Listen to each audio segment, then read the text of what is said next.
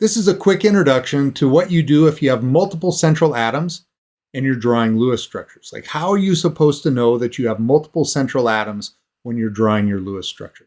If you've been following along with my lessons, then you already have this in your notes. If you don't, pause the video right now and write this in there, because with these 6 steps, you'll be able to draw the Lewis structures for anything. But I want to show you next how we deal with multiple central atoms. A lot of the molecules that we've been dealing with, if you've been following along on these lessons, is that they just have one central atom and things branching off of that. But that's not always the case. Sometimes there's a long chain with a whole bunch of central atoms and things branching off of those central atoms. You might be asking yourself the question right now, how would I know if I need to draw multiple central atoms? Well, here's the indicator if you're working through my class and learning with the materials that I've got. If there are multiple carbons in the formula, then it has multiple central atoms. That is the basis of organic chemistry. Let's try one then. It's called pentane. Let's add up our valence electrons. I can see carbon, 5 carbons in the pentane. There is hydrogen, 12 of those.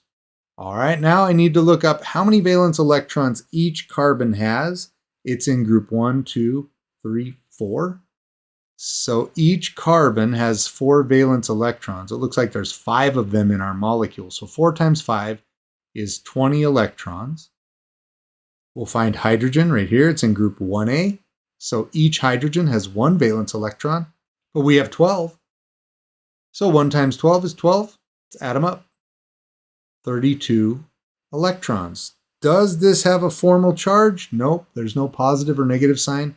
So we're done with that. Now here's where we need to take note. It's when we build our skeleton structure.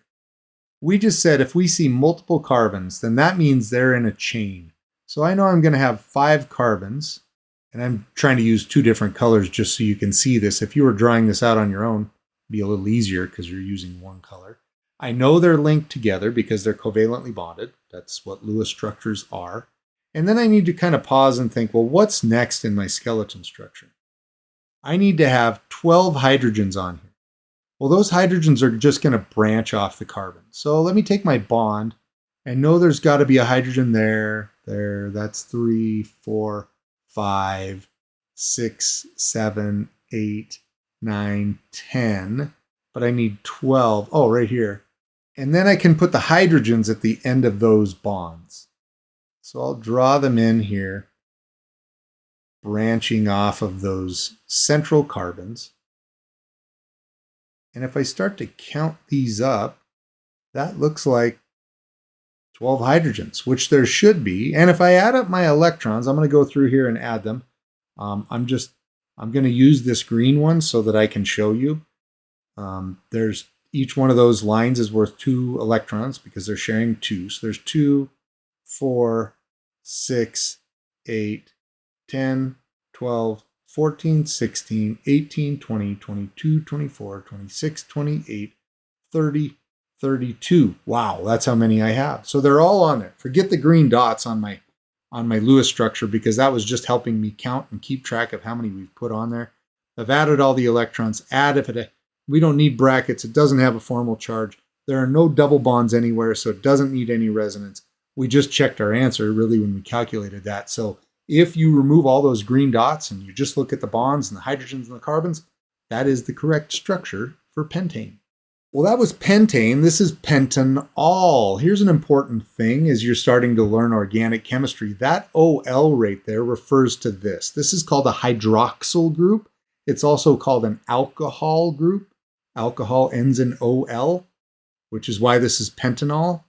And the penta means 5. So this is the same structure we looked at before, but it has this thing hanging off the end of it.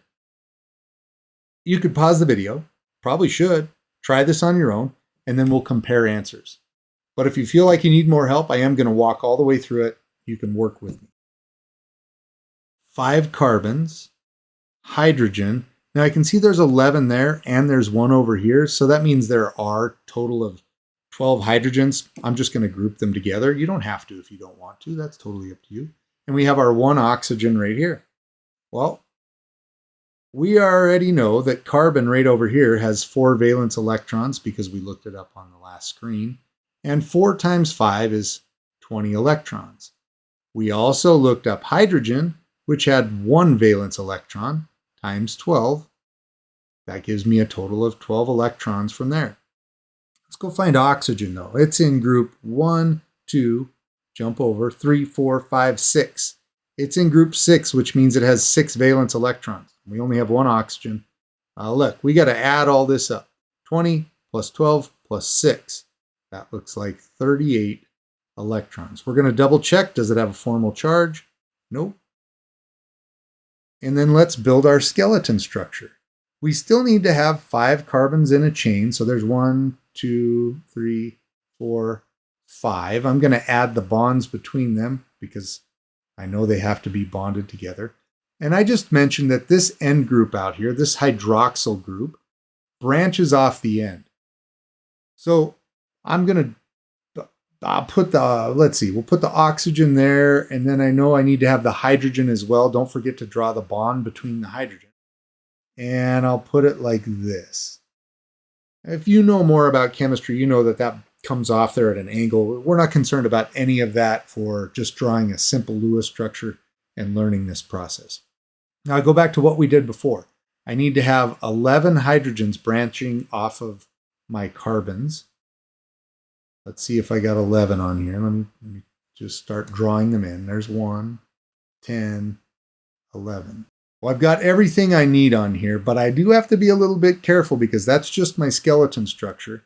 And I need to add all the electrons. Wait, I'm not done with that until I've used them up. So let's count them.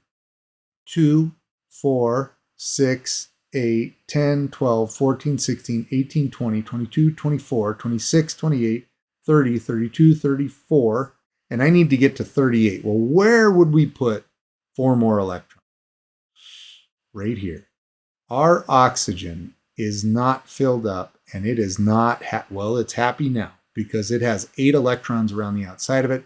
All of our hydrogens have 2. All of our carbons are filled up. They have 8, which means, and because this does not have resonance, that we have the correct answer that we need for pentanol. If you've followed all my lessons for Lewis structures, you now have all the tools that you need to be successful when drawing them. Except for one more piece. And that lesson's going to come up. There's a link down in the description there where you can truly confirm your Lewis structure with something called the formal charge and calculating the formal charge. So links to that. And what we're going to do next, if you're just going in sequence here, is a mixed review of all the different possibilities for Lewis structures that you could encounter in chemistry. So stick with me, follow along, and keep on learning.